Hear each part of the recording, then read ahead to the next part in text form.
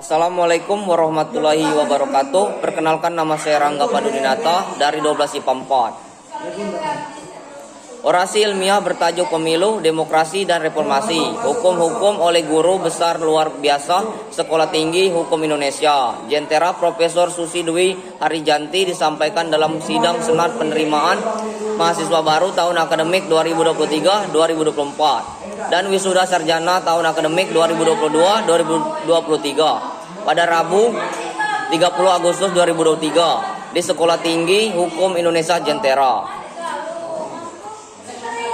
Tahun 2019 untuk pertama kali sejak Indonesia merdeka, pemilu dilakukan secara serentak, meliputi pemilihan presiden dan wakil presiden serta pemilihan legislatif, DPR, DPD, DPRD provinsi dan DPRD kabupaten atau kota. Suatu pemilihan yang dikatakan paling rumit dalam pemilihan mahal di seluruh dunia. Bukan saja mahal dalam arti materi, namun juga dalam arti sumber daya manusia. Sebagaimana dimuat Kompas 22 Januari 2022, KPU menyatakan terdapat 894 petugas meninggal dan 5.175 petugas mengalami sakit.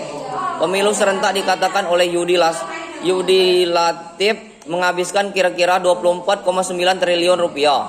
Pilpres 2014 mengakibatkan bangsa Indonesia terbelah, dan persoalan tersebut berlanjut bahkan ke tingkat yang lebih serius pada Pilpres 2019.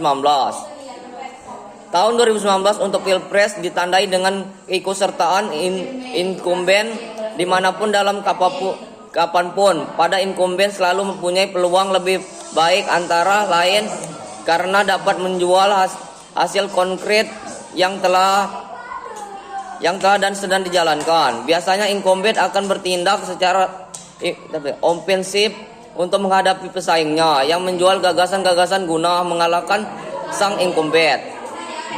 Keterampilan Jimmy Carter menjadi presiden yang mengalahkan Gerald Ford dari Partai Republik.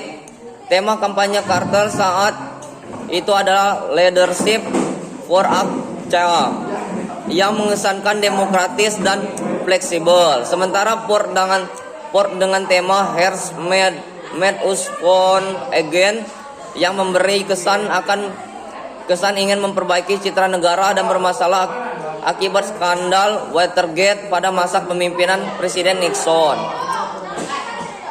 Di Indonesia, Jokowi Ma'ruf yang mengusung slogan Indonesia Maju menawarkan visi terwujudnya Indonesia Maju yang berdaulat, mandiri dan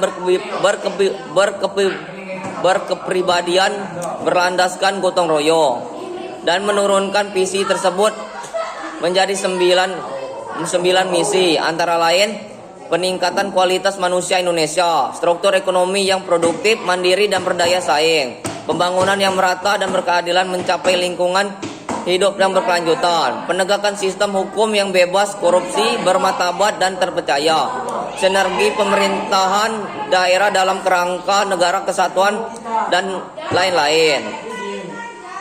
Dapat terjadi seorang incumbent yang berhasil pada periode sebelumnya dapat dikalahkan dari pesaingnya karena ia sekadar menjual keberhasilan tanpa dasar konseptual platform yang jelas.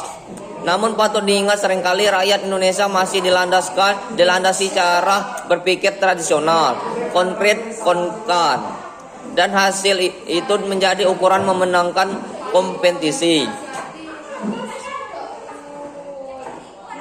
Pemilu 2019 telah menunjukkan hasilnya, di mana incumbent terpilih kembali. Namun dalam periode kedua masa jabatannya, pertanyaan mengenai reformasi hukum kembali mengemuka. Pada 26 September 2022, Presiden Jokowi menyatakan pentingnya melakukan reformasi hukum.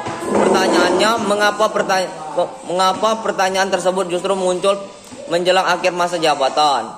Dapatkah diasumsi bahwa pemilu 2019 menghasilkan penyelenggara negara yang kurang memberi perhatian pada terselenggaranya reformasi hukum, atau bahkan abainya terhadap manusia, terhadapnya?